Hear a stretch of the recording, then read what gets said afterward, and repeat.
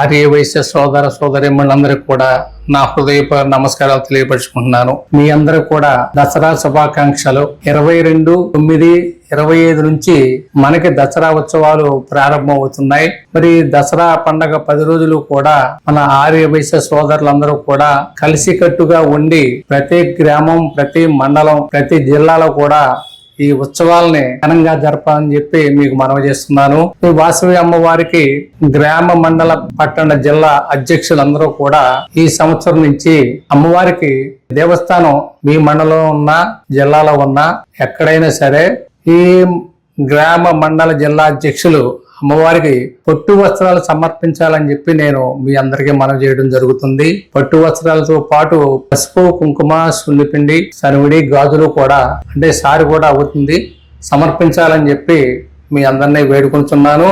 ఎందుకంటే ఈ 10 రోజుల్లో మనం ఏ కార్యక్రమం చేసినా 1,00,000 రెట్లు మనకు పుణ్యం కలుగుతుందని చెప్పి దేవీ పురాణం చెప్తుంది.